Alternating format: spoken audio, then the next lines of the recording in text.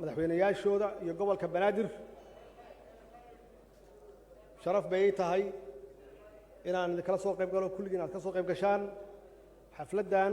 aan ku soo gabagabaynayno aan ku soo xirayno wada tashigii guud oo aan ku gaaraynay heshiis siyaasadeed oo doorasho wuxuuna noogu dhammaaday guul iyo noogu dhammaaday waxaan leeyahay hambalyo waxaan u hambalyeenayaa ugu horeeyo ra'iisul wasaaraha dowladda federaalka iyo madaxweynayaasha dowladaha xubnaha ka ah dowladda federaalka iyo gobolka banaadir waxaan leeyahay hambalyo mar kale waxaad mudan tihiin bogaadin waxaad mudan tihiin sharaf waxaad mudan tihiin ammaan shaqadii adkayd oo aad qabateen oon ognahay oo muddada dheer soo jiitamaysay doodii adkayd aad soo gasheen saddexdii beri afartii beri aan soo dhaafnay oo ay maanta ugu dambaysay dulqaadkiinnii faraha badnaa iyo dadaalkiinnii ay ugu dambaysay tanaasul inaad la timaadaan oo isu tanaasushaan si dalka uu u aado doorasho loo dhan yahay doorasho raalli laga yahay doorasho wada ogol ah oo kulligeen aan wada qaadannay oo aan wada aqbalnay waxa weeye guul yahayd guul noo soo hoyatay annaga keliya ma aha waa guul u soo hoyatay ummadda soomaaliyeed meel kasta ay joogaan rajadoodii iyo xamigoodii kor u qaaday maxaa yeelay waa inaan fahamnaa dadka soomaaliyeed waxay doonayaan deganaashay rabaan deganaashay doonayaan waxay doonayaan doorashay rabaan waana u diyaarsan yihiin marka runtii waa idinkaga mahad celinayaa juhdigaad geliseen maanta ummadda soomaaliyed inaad ka farxisaan aad iyo aad baan runtii idinkaga mahad celinaya waxaan rabaa inaan mahad gaar ah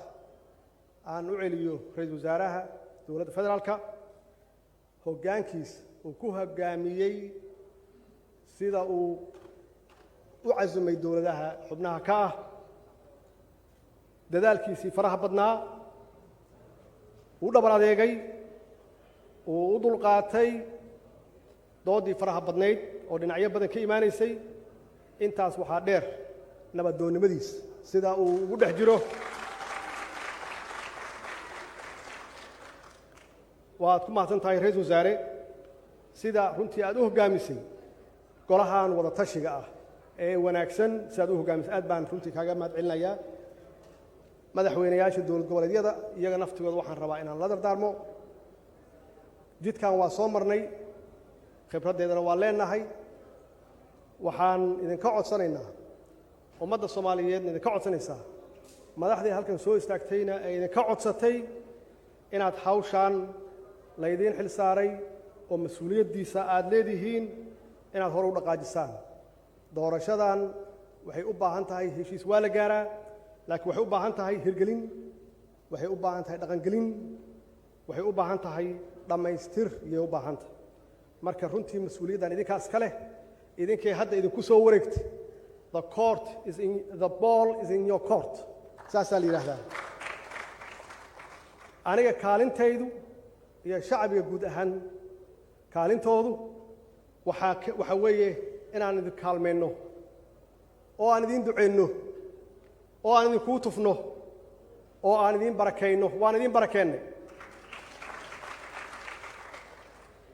hawshaan waxaan idinkugu ducaynay inuu ilaahay idiin fududeeyo hawl sahlan ma aha dhammaystirkeeda waa naqaanaa ilaahay inuu idiin fududeeyo oo doorashadan ay noogu dhammaato doorasho nabada doorasho hufan doorasho xalaala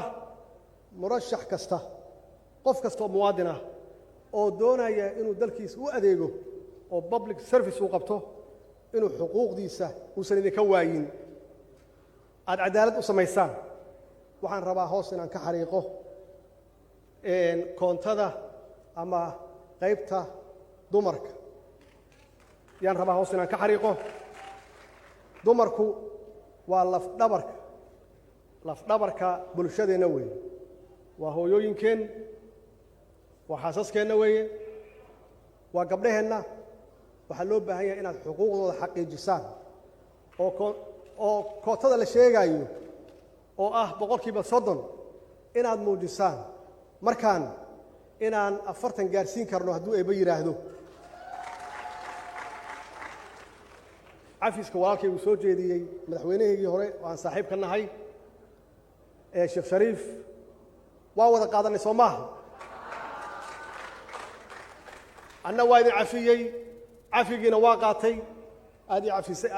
aan cafinay waa qaatay waana runtii wax loo baahan yahay inaan ka gudubno siduu sheegay waa dhab waxa weeye waa siyaasad waxaan ma aha qof nacbaysi ma aha suu sheegay weeye marka cafiskaas ilaahay hanoo qaado qulubteennana ilaahay soo geliyo iyadoo dhab ah waxa weeye waxa balan noo ah inaan diyaar u nahay ama aan u diyaar garownay doorashada insha allahna doorashadan waxay ku dhammaan doontaa guul wasalaamu calaykum waraxmatullaahi wabarakaatu